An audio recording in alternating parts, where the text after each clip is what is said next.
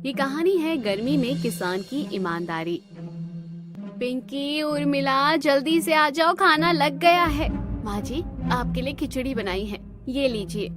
इसमें मैंने थोड़ी बहुत सब्जियाँ डाल दी हैं। आप भी हाथ मुंह धोकर खा लीजिए। मैं फिर सबके लिए खाना लगा देती हूँ। सुषमा सभी के लिए प्लेट में खाना निकाल कर रख देती है। माधव मुंह धोकर खाने के लिए बैठ जाता है। सुषमा की बेटी पिंकी और नंद भी बाहर से आती है। तुम दोनों खड़े होकर क्या देख रही हो? बैठ जाओ। मेरा खाना खाने का मन नहीं है, मैं खाना नहीं खाऊंगी। खाना क्यों नहीं खाओगी? सुबह भी तुमने नाश्ता नहीं किया था और अब दोपहर में भी तुम्हें कुछ नहीं खाना। भाभी, मेरा भी खाना खाने का मन नहीं कर रहा है। क्या हुआ तुम दोनों को? खाना क्यों नहीं खा रही हो? आज तो मैंने तुम दोनों की मनपसंद सब्जी बनाई है। तबीयत तो ठीक है ना तुम दोनों की?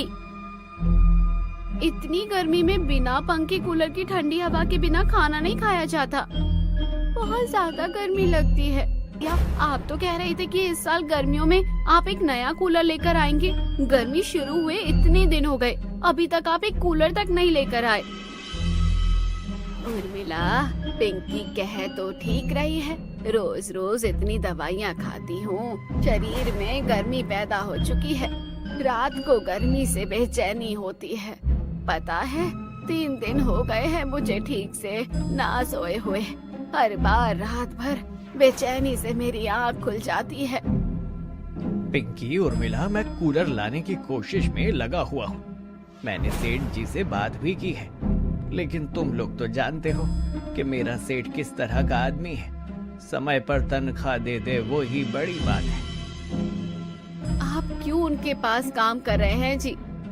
कहीं और काम क्यों नहीं ढूंढ लेते? सुषमा, तुम तो जानती हो कि मुझे खेती के अलावा कोई और काम नहीं आता है, और हमारा गांव इतना बड़ा भी नहीं है कि मुझे कहीं और काम मिल जाए।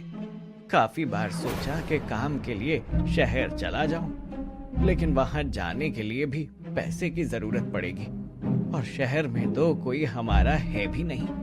तुम लोग फिक्र मत करो, आज फिर से बात करता हूँ। माधव जल्दी से खाना खाता है और हाथ धोकर वापस अपने खेती के काम पर चला जाता है। सुबह से शाम माधव सेठ केशव के यहाँ सभी मजदूरों के साथ खेत पर काम करता था। बचपन से ही माधव को किसान का काम मिला था, इसलिए उसे इस काम के अलावा और कुछ काम नहीं आता था। सुबह से शाम तक बेचारा गरीब किसान माधव काम करके जब शाम को अपने सेठ केशव के पास जाता है। तेरा काम हो गया है और तू अभी तक घर नहीं गया? कल सुबह जल्दी आ जाना काम पर, हफ्ते भर में फसल कटने वाली है, याद है ना? बहुत काम है। सेठ जी, मैं सुबह समय पर आ जाऊंगा।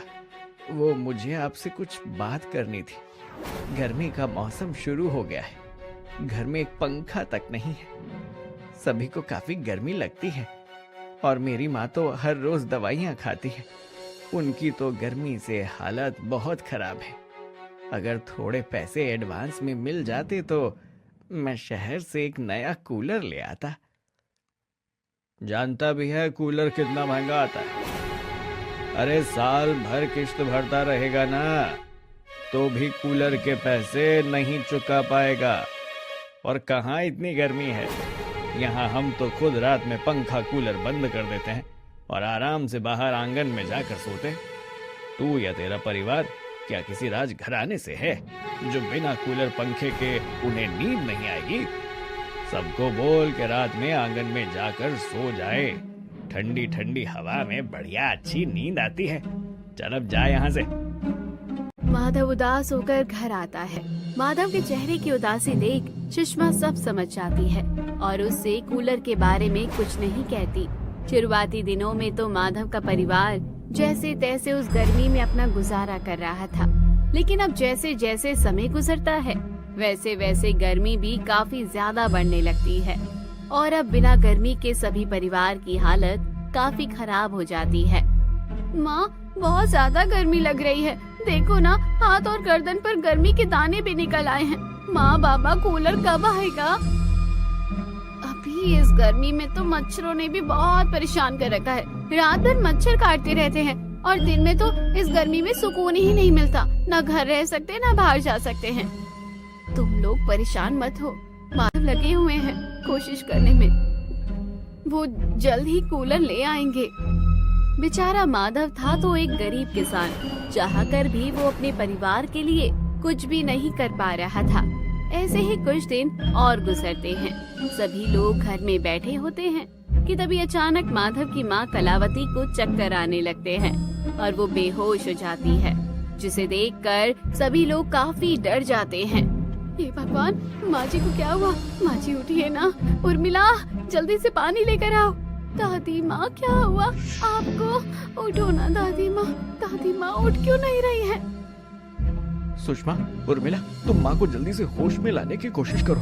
मैं डॉक्टर को बुलाकर लाता हूँ। माधव भागता हुआ गांव में बने एक डॉक्टर के घर, जहाँ से डॉक्टर को बुला कर लाता है। डॉक्टर के चेकअप करने पर सभी को पता चलता है कि कलावती की बेहोशी का कारण गर्मी है। आप लोग तो जानते हैं कि ये कितनी दवाइयाँ खाती हैं। इनके शरीर में काफी ज्यादा गर्मी हो चुकी है। इतनी गर्मी के साथ ये इस गर्मी को कैसे बर्दाश्त करेंगी? आपको कुछ ना कुछ करना पड़ेगा और एक कूलर का इंतजाम करना होगा, वरना आने वाले समय में इनकी तबीयत और खराब हो जाएगी। इनके शरीर में इतनी ताकत नहीं है कि ये गर्मी को बर्दाश्त कर सके। अगर मेरी माँ को कुछ हो गया तो मैं कैसे रहूंगा? मैंने बाबा से वादा किया था कि मैं माँ का ख्याल रखूंगा।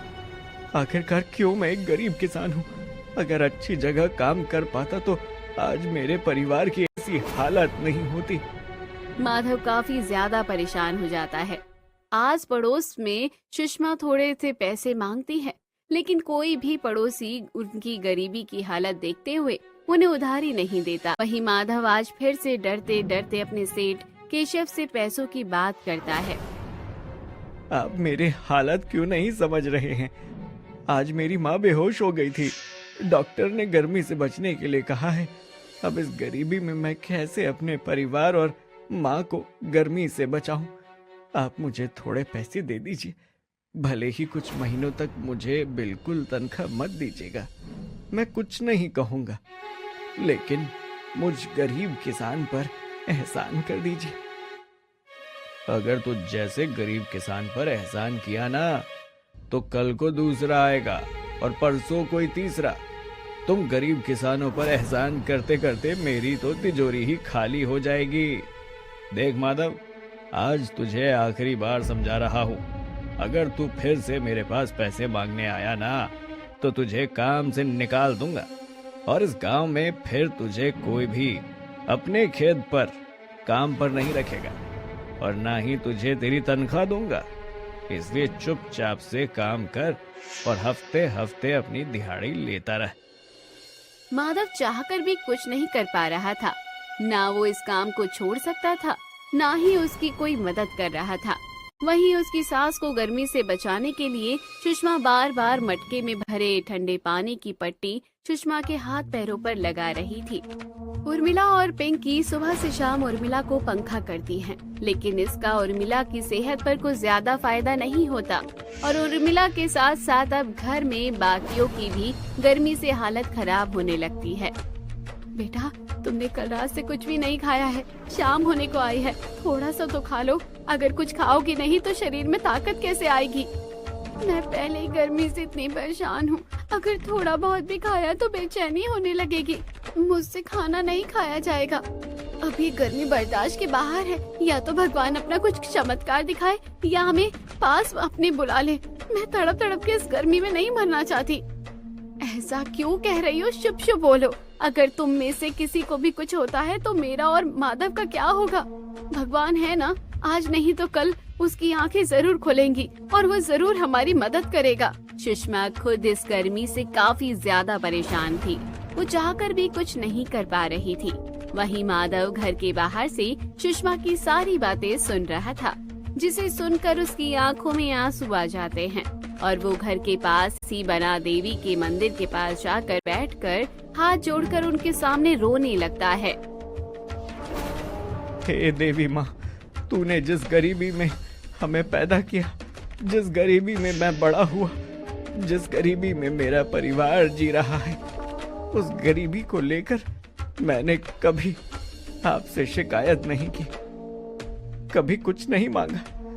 आपकी दी हुई दाल रोटी खाकर भी मैं और मेरा परिवार काफी खुश था। लेकिन आप तो जानती हैं ना कि आज मेरे परिवार को आपकी कितनी जरूरत है। गर्मी से सभी की हालत काफी ज्यादा खराब है। अगर कुछ दिनों में घर में कूलर नहीं आया तो कुछ भी हो सकता है। देवी माँ, अब तो अपना चमत्कार दिखाओ। मैं गरीब किसान हूँ, मेरे पास खुद का भी खेत नहीं है जिस पर मैं खेती करके अपने परिवार की जरूरत को पूरा कर सकूं। दूसरों के खेत में काम करके जो पैसे मिलते हैं उसी से गुजारा चलाता हूँ देवी माँ। अब तो अपनी इस भक्त की पुकार सुन लो। माधव देवी माता के सामने काफी रोता है और उनसे प्रार्थना कर घर वापस आता है। अगले दिन माधव जब हर रोज की तरह सेठ केशव के खेत पर खेती कर रहा था कि तभी उसे जमीन में कुछ सख्त महसूस कुछ दिखाई देता है। अरे, ये जमीन में क्या है? कोई बड़ा पत्थर तो नहीं है? माधव जैसे ही जमीन को खोदता है तो उसे वहाँ एक बक्सा मिलता है और उस बक्से के अंदर ढेर सारे सोने के जेवरात सिक्के होते हैं, जिसे देख माधव को अपनी आंखों पर यकीन नहीं होता। ये तो सच में सोने के सिक्के और जेवरात हैं। मैंने तो कभी सपने में भी नहीं सोचा था कि मैं अपनी आंखों से ये सब देख पाऊंगा। सालों पहले हमारे गांव में राजा महाराजा का राज हुआ करता था। लगता है ये उसी वक्त का खजाना है। माधव वो सारे खजाने को उठाता है, सबकी नजरों से छुपाते हुए अपने घर को चला जाता है। आकर सभी को खजाना दिखाते हुए सारी बातें बताता है। देखा, मैंने कहा था ना कि भगवान के घर देर है अंधेर नहीं। थोड़ी देर में सुनी, लेकिन ऊपर वाले ने हमारी सुन ही ली। कितना बड़ा खजाना हाथ लग गया है हमारे हाथ में। जितना हमने उस ऊपर वाले से मांगा था उससे कहीं ज्यादा बढ़कर उन्होंने हमें दिया है। अब तो हमारे घर में नया कूलर आएगा ना? अरे पिंकी, सिर्फ कूलर ही नहीं बल्कि अब तो एसी, पंखा, फ्रिज, बेड सब कुछ आएगा। जिन जिन चीजों की हमें जरूरत थी वो सब हम लेकर आएंगे। लेकिन सबसे पहले मैं देवी माँ को प्रसाद चढ़ाना चाहता हूँ। उन्हीं की कृपा से तो आज हम सबकी जिंदगी बदली है।